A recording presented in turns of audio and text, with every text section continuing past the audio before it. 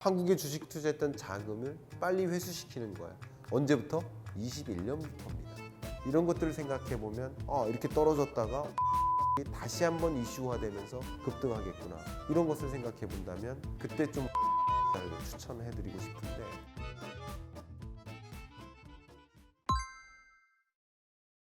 지금 볼커가 다시 소환되고 있습니다. 미국 연준 의장 볼커, 키가 2m가 넘으세요. 본인이 자이언트세요. 1979년 8월로 제가 기억하고요. 그때 당시 연준 의장이 있었는데, 그때 미국 경제가 말 그대로 스태그플레이션 상황이었어요. 스태그플레이션 또 설명드려야 될 것 같은데, 스태그플레이션은요, 이 고물가와 저성장이 같이 찾아온 거예요. 인플레이션은 물가도 오르는데 소득도 같이 올라줘요. 괜찮죠?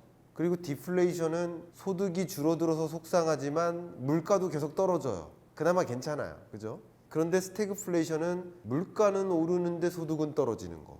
이렇게 정의하면 거의 맞습니다. 그러니까 경기 침체와 고물가가 같이 찾아온 모습. 어떻게 보면 22년 하반기 지금의 한국의 모습과도 가깝다. 근데 지금의 경제보다 더 안 좋게 침체되는 그런 국면이면 스태그플레이션이라고 명확하게 얘기할 수 있어요. 그때 미국이 베트남전을 치렀고요. 그 당시 최초의 패전했던 그런 전쟁이었죠. 그것이 고스란히 충격을 준 게 고물가와 경기 침체예요. 생각해보세요. 전비를 마련하려면 정말 엄청난 예산과 세금을 써야 될 거 아니에요. 그런 과정에서 재정도 다 투입됐고 경기도 굉장히 어렵겠죠. 전쟁을 치르다 보면. 그리고 정말 많은 공급 물자를 제공했기 때문에 공급난이 있었던 거예요. 그러니까 물가도 치솟은 거죠. 전쟁이 가져다주는 이런 효과가 어떻게 보면 국제 오일 가격을 이렇게 뛰게 만든다든가 원자재 가격을 뛰게 만든다든가 지금의 모습하고 흡사한 스태그플레이션에 처했었어요. 1970년대 말에. 당시 연준 의장의 고민 중에 하나가 경기를 잡아야 돼, 물가를 잡아야 돼. 이 두 가지 숙제가 앞에 닥쳤었던 거예요. 그런데 물가를 잡자고 금리 인상 행보를 해버리면 생각해보세요. 금리를 떨어뜨려서 투자를 진작시키고 투자가 늘어나니까 일자리가 생기고 소득이 늘어서 소비가 진작되는 경제 선순환 구조를 만드는 것인데, 근데 이런 낮은 금리가 아닌 높은 금리를 도입하면 경기 회복 어떻게 하는 걱정이 되겠죠. 마찬가지로 지금 일련의 미국의 행보는 물가를 반드시 잡아야 되겠다. 인플레이션 파이터로서 물가를 반드시 잡아야 되겠다라는 행보인 것이고, 물가를 잡는 과정에서 경기 침체는 용인할 수밖에 없는 거라고 볼 수 있을 것 같아요. 다시 한번 돌아가 보면 당시 1970년대 말에 미국 경제가 그런 상황에 놓였을 때 그때 전 연준 의장이 일단 경기를 부양시켜야 돼 생각했어요. 경기를 부양시키려면 금리를 제로 금리로 떨어뜨려야 되겠죠. 낮은 금리를 만들어야 돼. 낮은 금리를 만들어야 경제가 선순환할 것 같잖아요. 그런데 이렇게 하다 보니까 소비가 늘어나고 투자가 늘어나요. 그러면 물가는 더 못 잡고 고공행진하는 거예요. 절대 안 되겠다 하면서 볼커라는 자이언트, 키 2m가 넘는 그 연준 의장이 등장합니다. 그 연준 의장이 물가부터 잡아야 된다. 경기는 나중 일이다 라고 판단하고 물가를 잡기에 이릅니다. 그 물가를 잡기 위해서 7, 8년 동안에 미국의 연평균 물가 상승률이 9%대였어요. 이건 진짜 어마어마한 겁니다. 지금 우리가 만났던 9.1%라는 미국 물가 상승률, 이 숫자는 6월 물가 상승률인 것 뿐이고 지금 연간 물가 상승률이 9%고 그 한 해가 아니라 몇 년 동안의 물가 상승률이 9%를 유지한다? 7%를 넘는다? 이건 정말 실로 어마어마한 고물가입니다. 그 고물가가 계속 나오니까 그걸 오일 쇼크라고도 하잖아요. 그런 엄청난 고물가 기조 속에서 볼커가 뭐라고 했냐면 반드시 물가를 잡아야 한다 하면서 당시에 4%포인트나 인상합니다. 한 번에. 그때 이 기준금리의 고점을 보통 터미널 레이트 이렇게 표현을 하는데 기준금리의 고점이 21.5%까지 올라갔었어요. 상상하기 힘들죠. 그만큼 물가를 잡아야 되니까. 그래서 그 연준 의장 볼커를 인플레이션 파이터라는 별명을 붙여준 거예요. 이게 물가가 너무 높으니까 높은 물가를 잡기 위해서 금리 인상 행보를 엄청나게 했죠. 근데 이렇게 하다 보면 물가가 잡힐까? 아니 지금 연준에서 빅스텝, 잔스텝 하면 탱크를 멈춥니까? 러시아 전쟁을 멈춥니까? 공급 문제를 해소합니까? 원유를 더 많이 공급합니까? 아니죠. 그건 못합니다. 그러나 중요한 것은 지금 이 공급망 병목 현상이나 인플레이션 현상은 결국 수요보다 공급이 더 적어서였잖아요. 근데 이런 구조 속에서 말 그대로 금리를 가파르게 인상해버리면 수요를 떨어뜨리는 일이 된다. 제가 지난부에서 말씀드렸듯이. 그럼 수요를 결국 떨어뜨리면 공급망 문제를 해소하는 거죠. 그럼 수요를 떨어뜨려서 물가를 잡는다라는 액션인데요. 이 행위는 다른 말로 용인된 경기 침체라고 합니다. 경기 침체를 예고하다시피 한 지금은 어쩔 수 없는 일이고 경기를 먼저 부양시키고 물가를 잡는 거는 한계가 있기 때문에 물가를 먼저 잡아놓고 경기를 잡아야 된다라는 액션이라고 볼 수 있을 것 같아요. 그래서 1980년대 초에 물가가 잡히기 시작합니다. 근데 뭐가 오르죠? 실업률이 급증해요. 경기 침체가 오는 거예요. 그리고 이후에 경기 침체를 잡기 위해 다시 경기 부양책으로서 금리를 인하하는 거죠. 이렇게 물가를 먼저 잡고 경기 침체를 다시 잡자라는 액션이 있었던 것처럼 지금 미국 경제의 행보는 그러하다 이렇게 생각해 볼 수 있고요. 그렇기 때문에 미국 경제는 침체 경로로 갈 수밖에 없겠다라고 말씀드리겠고요. 그러면 자연히 물가는 잡힌다. 지난 일부에서는 제가 물가가 23년에는 산수적으로라도 잡힐 수밖에 없다라고 말씀드렸는데 경기 침체가 동반한 경제이기 때문에 투자나 소비를 위축시키기 때문에 자연스럽게 그만큼 수요가 부족해지면 가격은 잡히기 마련이다. 물가가 잡히는 거죠. 다만 22년 하반기 23년 경제는 우리가 원하지 않는 경기 침체에 들어서는 국면이다. 이렇게 미국 경제도 고물가라는 그 충격이 왔었고 그때 이게 금리 인상 행보를 해서 그 물가를 잡았던 역사가 있었고 그 속에서 경기 침체가 왔었던 것이죠. 혹시 데킬라를 들어보셨습니까? 예, 술이에요. 우리나라의 전통 술이 막걸리, 소주면 역시 멕시코의 전통 술이 데킬라인데요. 이 데킬라가 멕시코에서 어떻게 만들어졌었냐면 제가 정확하게 이 과학적으로는 모르지만 선인장으로부터 뭔가를 추출해서 그걸 증류해서 만든 게 데킬라예요. 근데 여러분이 한글 문서에 데킬라 이렇게 쓰시면 테킬라로 고쳐집니다. 정식 용어는 테킬라가 맞을 것 같아요. 어쨌든 테킬라 효과라는 굉장히 유명한 단어가 있습니다. 이게 마치 멕시코에서 일어났던 외환위기인데요. 미국이 자이언트 스텝을 했었던 그게 28년 만인데 1994년이죠. 그러니까 28년 만에 자이언트 스텝을 했다는 거예요. 이례적인 금리 인상이라는 거죠. 근데 28년 전 1994년에 정확히 멕시코에 외환위기가 있었어요. 왜 그러냐면 이렇게 미국이 광폭으로 금리 인상 행보를 하다 보면 근데 신흥국들은 지금 가치금리를 인상할 수가 없는 입장이에요. 왜냐하면 우리는 경기 회복 안 됐어요. 우리 코로나19 끝나지도 않았어요. 우리 백신 접종도 안 됐어요. 더군다나 이렇게 높은 물가는 우리 신흥국에게는 더 큰 취약한 구조를 만들어줘요. 더군다나 이 신흥국들은요. 에너지 의존도가 대외 의존도가 높기 때문에 3분의 2가 에너지 의존도가 전적으로 높아요. 이런 신흥국 구조에서는 더 큰 불황이 찾아오는 거예요. 그러니까 이 고물가와 경기 침체가 같이 찾아온 이런 신흥개도국들은 가치금리를 인상할 수가 없어요. 왜냐하면 금리를 잡겠다고 두 마리 토끼거든요. 너무 높은 물가라는 그 토끼가 있고 경기 침체라는 토끼가 있어요. 둘 다 잡아야 됩니다. 그러나 지금은 일단은 물가를 잡기 위한 행보로서 빅스텝, 자이언트 스텝을 하는 것인데 미국 같은 경우는 어쨌든 경기라는 토끼는 잡은 상태예요. 22년만큼은요. 22년에는 어쨌든 21년 동안 많이 회복해가지고요. 폭풍 회복했거든요. 코로나19 이전 수준으로도 돌아왔거든요. 그러니까 경기가 나름 회복됐으니까 경기라는 토끼는 잡은 거고 물가라는 토끼만 잡기 위해서 달려가는 거예요. 럭비공 들고 뛰듯이. 그렇지만 이걸 놓칠 거예요. 너무 빨리 뛰어서. 근데 놓치는 시점은 23년인 거예요. 이렇게 생각하시면 정확하고요. 근데 우리나라나 신흥개도국들은 안타깝게도 경기라는 토끼를 못 잡은 상태예요. 근데 물가라는 토끼도 또 같이 있는 거예요. 두 마리의 토끼죠. 근데 물가가 너무 높으니까 물가 잡겠다고 뛰어가면 경기랑은 완전히 멀어져요. 그러니까 같이 금리를 인상할 수가 없는 입장이라는 겁니다. 신흥개도국들은. 이런 과정 속에서 다른 말로 미국과 그 밖의 나라들의 긴축의 속도가 다르다는 거예요. 미국은 시계가 더 빨리 감기고 있고요. 다른 나라들은 시계가 잘 안 감기고 있는 거예요. 지금은 한국은행의 의사결정이 안 좋은 선택지 중에 고르는 거예요. 뭐 하나 좋은 게 없습니다. 다 안 좋죠. 뭐 주가 하방 압력 받는 게 좋겠습니까? 한국은행이라고? 안 좋아요. 한미 기준금리 역전현상 용인하는 거 좋겠습니까? 안 좋아요. 안 좋은 거 굉장히 많아요. 그러나 지금은 어쨌든 금리 역전 현상을 용인해서라도 나름의 경기 진작도 신경을 쓰고 물가 상승 압력도 좀 잡는 그런 노력으로서 빅스텝을 지난 7월에 선택했던 겁니다. 우리 한국은행 같은 경우도. 근데 미국은 그거보다 가파르게 인상하죠. 벌써부터 금리 인상 행보가 다르죠. 그럼 어떻게 됩니까? 제가 지난 일부에서 뭐라고 했어요? 금리란 돈의 가치라고 했잖아요. 미국 돈의 가치가 강하게 움직이는 거예요. 강달러 기조가 나오는 거예요. 강한 달러의 시대인 거예요. 그러면 자연스럽게 돈의 이동이 또 어디로 일어나요? 첫 번째 돈의 이동은 제가 일부에서 말씀드렸지만 돈의 이동이 어디로 일어나죠? 현금성 자산으로 이동. 주식이나 가상자산에 투자했던, 부동산에 투자했던 그 자금을 회수하고 현금으로 바꾸자 하는 열풍이 일어나는 거예요.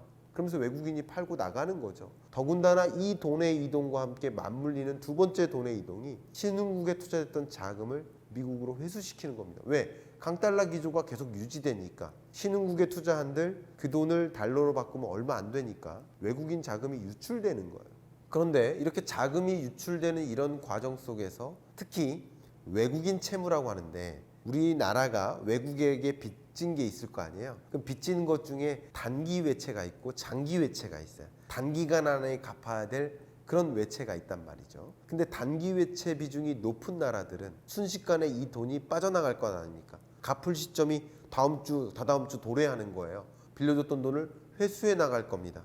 회수하는 속도가 빠른 거죠.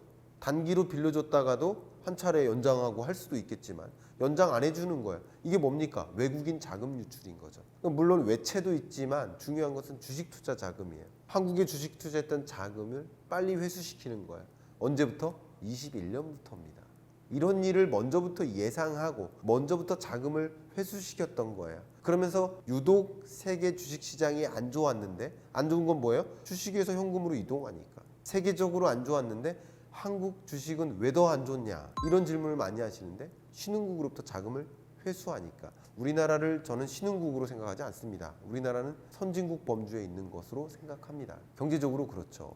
그런데 MSCI 기준으로 했을 때 우리나라는 신흥국에 분류되어 있기 때문에 자본시장이라는 관점, 금융시장이라는 관점에서는 아직도 우리나라는 신흥국 범주에 있습니다. 신흥국으로 분류된 나라들로부터 자금이 기계적으로도 빠져나가고요. 그리고 직접 투자 자금도 회수됩니다. 이런 과정에서 가장 걱정되는 게 외환 위기죠.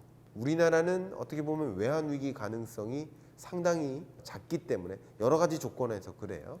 장기 외채 비중이 높다든가 외환 보유고가 상당히 많이 있다든가 이런 것들 때문에 그런 것인데, 그런데 문제는 그렇지 않은 이 취약 신흥국들이 이런 자금 유출에 직격탄을 받는 것이고, 그러면 외환 위기로 전개될 가능성이 높죠. 그래서 1994년에 멕시코에 외환 위기가 왔었고요. 이 테킬라 효과는 뭐냐면요, 우리가 마치 술 마시면서 같이 취하듯이 외환 위기가 주변국으로 전이되는 현상을 가리킵니다. 그게 왜 그러냐면 외국인 투자자들 입장에서 남미 사람들을 구분을 못해요. 예를 들면 브라질이나 멕시코나 이런 식으로. 이건 비슷하죠. 유럽 사람들이 한국인, 중국인, 일본인 있으면 비슷하게 생각하잖아요. 그러면 어떤 나라에서 위기가 처하면 멕시코에서 위기가 왔는데도 주변국으로부터 돈을 다 회수시키는 과정이 있겠죠. 그런 모습이라고 볼 수 있어요. 그래서 멕시코가 외환 위기 처했는데 다른 나라들에도 외환 위기가 전이되는 현상, 그런 현상이 실제 일어납니다. 그런 것들이 테킬라 효과라고 하고요. 1998년에도 비슷한 현상이 이 아시아 쪽에 있었는데 동남아 주요국들의 외환 위기가 전이됐던 현상이 있어요. 그걸 바트화 효과라고 합니다. 태국 바트화, 그때 비슷한 일들이 또 벌어졌었어요. 역시 지금 22년 하반기에 경기 침체가 예상되기 때문에 항상 이런 충격에 더 취약한 건 취약 신흥국들이거든요. 결국은 이런 경기 침체 국면에서 경기 침체를 촉발시키거나 경기 침체를 더 장기적으로 견인하는, 더 앞당기는 그런 역할을 할 것이 취약 신흥국이라고 보고 있고요. 이 신흥 개도국들은 이미 IMF 구제금융을 신청한 나라도 있고 에너지 위기 선언을 한 나라도 있고 국가 비상사태를 선언한 나라들도 있고, 그런 국가들이 지금 벌써 10개 정도 등장했습니다. 역시 여러분들은 이런 취약 신흥국들이 말 그대로 외환 위기 선언을 하고 IMF에 구제금융을 신청하고 이런 일들이 있게 된다면 정말 이 세계 경제가 경기 침체 국면으로 치닫게 되는 그 속도가 더 가파라질 수도 있겠다. 이 위기가 직접 우리나라도 외환 위기를 당면할 것으로 보지는 않고 있지만 부정적인 효과가 있다는 것이죠. 예를 들면 우리나라 수출에 기껏해봐야 0.01% 아닙니까? 라고 하겠지만 그 0.01%만큼을 전적으로 수출하는 중소기업이나 중견기업들이 있습니다. 이런 국가들은 그냥 쓰나미처럼 쓸려나가는 거죠. 그런 것들이 우리나라에도 안 좋은 신호를 주는 것이고, 그런 것들이 세계 경제가 이렇게 오밀조밀 엮여서 움직인다라고 설명드릴 수 있겠죠. 22년 하반기에 그 위기 가능성을 생각해 본다면 신흥국 외환 위기 가능성, 테킬라 효과 제한될까, 이런 컨셉으로 여러분 22년 하반기 경제를 먼저 좀 시나리오를 그려본다면 좀 더 먼저 가늠할 수 있지 않을까. 이런 위기가 절대 오지 않았으면 좋겠습니다만 그런 가능성이 지금 점증되고 있기 때문에 그런 위기 가능성을 먼저 진단해보고, 그런 위기 가능성에 해당되는 어떤 변수가 등장한다, 실제 그런 실적치가 나온다, 누가 정말 IMF 구제금융을 또 추가적으로 신청한다, 그런 위기 가능성을 좀 더 감지할 수 있는 그런 여러분이 되셨으면 좋겠습니다. 인플레이션 시대에는 인플레이션에 투자를 하는 거죠. 그리고 의외로 지키는 투자가 진정한 투자가 될 수 있겠습니다. 또 불확실성이 점증되면 자연스럽게 금 가격이 치솟죠. 그것을 좀 구체적으로 말씀드리면 2020년 팬데믹, 정말 세상 유례 없는 불확실성이었죠. 그 불확실성을 확인할 수 있는 지표가 빅스 지수입니다. 변동폭이 커지는 거예요. 그럼 자연스럽게 뭐가 커질까요? 금 가격이 상승합니다. 그러니까 불확실성이라는 것이 다시 감돈다. 전쟁은 더 이상 불확실성이 아니죠. 이미 시작됐고 장기화됐으니까. 또 다른 불확실성이 생겨난다. 그러면 불확실성이 점증되면서 금 가격이 다시 튈 수 있습니다. 그러면 금에 투자하는 것도 좋은 투자 방법이 될 것이고요. 달러 가치는 이미 강세지만 달러 기조는 계속 유지되겠죠.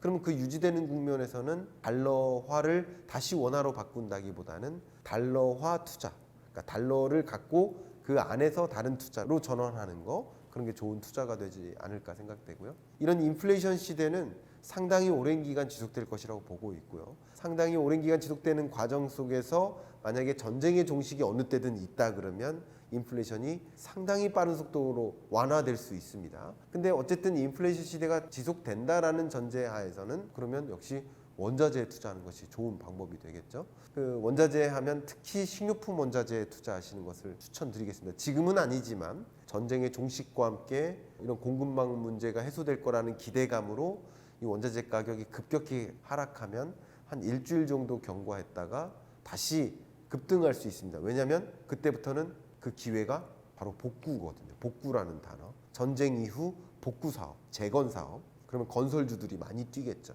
우리나라 기업들도 예를 들면 플랜트 수주하는 기업, 삼성 엔지니어링이라든가 원자력 발전 건설이 가능한 기업이 삼성물산이 있죠. 이런 기업들, 에너지, 건물이라든가 도로, 항만, 이런 것들을 다시 재건해야 됩니다. 복구해야 됩니다. 이런 사업에 투자하는 것도 그 시점, 전쟁 직후에는 그런 지점에 투자하는 것도 적절할 수 있겠고요. 그 다음 전쟁 후에 재건 사업과 함께 다시 이 재건의 행보가 이루어지는 그 지역을 중심으로 블랙홀처럼 원자재를 빨아들입니다. 재건의 과정에서 전력 생산 설비를 늘린다. 그러면 구리 수요가 늘어나겠죠. 시멘트 수요가 늘겠죠. 원유 수요도 늘겠죠. 이런 것들을 생각해 보면 이렇게 떨어졌다가 원자재 가격이 다시 한번 이슈화되면서 급등하겠구나. 이런 것을 생각해 본다면 그때 좀 원자재 투자를 추천해 드리고 싶은데, 특히 식료품 원자재가 가장 대표적입니다. 왜냐하면 복구의 과정에서 수요가 폭발하는 거 맞습니다. 그러나 이 수요만큼이나 이 공급이 제대로 이루어질 가능성도 높잖아요. 러시아나 우크라이나도 대표적인 공급국이니까. 근데 수요가 폭발하는 건 사실이지만 그만큼 공급이 같이 이루어지지 않을 만한 영역이 식료품 원자재죠. 가장 대표적인 예가 러시아 우크라이나 전쟁 중에 파종도 못하고, 그러면 더군다나 지금 이 농작지가 훼손된 게 대략 한 35에서 40% 이렇게 FAO에서 판단을 하고 있거든요. 그럼 훼손된 경작지를 복구하는 데 한 2년 정도 걸립니다. 그 복구 사업하고 다시 씨를 뿌리는 이런 액션들을 취하는 거죠. 그러고부터 수확하는 데는 또 시간이 걸리기 때문에 당장 이 복구 사업과 함께 수요가 늘어나고 공급도 늘어날 수 있겠지만 공급이 충분히 이루어지지 않는 그런 영역이 식료품 원자재, 특히 옥수수나 대두를 저는 생각을 하고 있는데 이런 것들을 좀 투자 의사결정하는 것은 어떨까 의견을 드리고 싶습니다. 하나는 인플레이션과 관련되고 그 다음 하나는 종전과 관련됩니다. 종전 선언이나 휴전 선언이 있게 되면 주가가 굉장히 급격히 반등할 수는 있습니다. 그러나 2020년에 봤었던 그런 드라마틱한 반등 이런 것은 좀 기대하기 어렵습니다. 왜냐하면 종전 이후에 경기 침체가 계속 유지될 가능성이 있기 때문에 기업들의 실적이 굉장히 어두워질 겁니다. 그렇기 때문에 드라마틱한 반등은 어려울 것이다. 그러나 금리의 인상 속도가 꺾이거나 금리가 이제 고점에서 맴도는 기간이 와요. 그런 지점에는 적극적으로 투자 타이밍으로서 생각하는 것도 좋겠다 의견을 드리고 싶고요. 그런 것을 떠나서 종전이 있을지 없을지 누구도 모르니까 그것을 떠나서 우리가 생각해야 될 변수는 피크아웃이죠. 인플레이션의 피크아웃. 물가 상승률이 어느 지점에 고점을 찍고 그 다음부터 크게 떨어지거나 2개월 연속 떨어지거나 이러면 어떤 기대가 형성돼요? 아, 인플레이션 이제 고점 찍고 안정화되는구나. 그러면 금리 인상 행보를 주춤해도 되겠구나 하는 시장의 기대가 형성되기 때문에 주식시장은 또 반등할 타이밍을 올 수 있습니다. 그런 두 가지 기점을 좀 고려하시면서 의사결정하면 어떨까 생각합니다. 머니인사이드 구독자 여러분 많이 어려우시죠? 특히나 주식 투자를 오랫동안 해오신 분들이라면 굉장히 고충스럽다, 힘들다라는 것을 느끼시는 분들이 또 많이 계실 것 같습니다. 이 어려운 국면이 23년까지 지속될 가능성은 있습니다. 실물경제라는 면에서. 그러나 금융시장이라는 면 혹은 자본시장이라는 면에서는 22년 말 정도가 저점이라고 생각을 하시면 좋을 것 같고요. 금리 인상의 고점기가 23년 중반이라고 본다면 그로부터 한 6개월 전까지는 이런 금리 인상 행보를 반영한 이 주가가 다시 시작되기 때문에 저점을 뒤로하고 반등하는 국면이 올 겁니다. 여러분들께 좀 힘을 드리기 위해서는 이럴 때일수록 매크로 경제를 읽어야 된다. 삼성전자가 10만 전자 바라볼 때 그리고 지금 5만 전자로 떨어졌는데 삼성전자가 잘못한 게 있는가? 그렇지 않습니다. 종목을 보는 건 의미가 없죠. 삼성전자가 잘못한 적이 없어요. 역대 최고 실적만 발표했어요. 그런데 왜 주가가 이렇게 떨어졌을까? 바로 매크로에 달려 있는 것이죠. 10만 전자 바라볼 때는 금리를 제로금리로 떨어뜨리던 완화의 시대였고요. 금리를 이제 인상하는 빅스텝, 자이언트스텝을 가동하는 이런 긴축의 시대 아닙니까? 국면이 달라졌죠. 부디 여러분들은 주식 종목만 보시고 혹은 주식 차트만 보시고 의사결정 하시는 것보다는 매크로 경제를 보시면서 이런 국면이 처해지게 된 배경은 매크로에 있구나라는 것을 이해하실 필요가 있지 않을까. 저도 이제 책의 제목을 긴축의 시대 이렇게 썼는데요. 긴축의 시대라고 쓴 이유도 시대 자체를 규명하자. 지금 완화의 시대인가 긴축의 시대인가. 완화의 시대일 때 많은 투자자들이 주식시장에 진입했다라고 본다면 그 투자자분들이 경험하셨던 그 공식을 긴축의 시대일 때 그대로 유지하면 안 되는 거죠. 금리 떨어지고 환율 떨어질 때 주식 담았다 그러면 금리 올라가고 환율 올라갈 때는 주식을 담으면 안 되죠. 결과적으로는 우리는 이 시대 자체를 규명하려는 노력. 결국 22년 하반기는 인플레이션 쇼크의 시대이고 그 인플레이션 쇼크에 대응하기 위해서 기준금리를 급격히 인상하는 금리 인상의 시대이고 그것으로 역습을 받게 되는 그런 경제 국면으로 치닫게 되기 때문에 여러분들은 오늘 영상을 통해서 22년 하반기와 23년 경제를 어느 정도 가늠해보고 시대에 걸맞는 포트폴리오를 어떻게 구축할까 이런 것을 좀 고민해 볼 수 있는 계기가 되셨기를 바랍니다.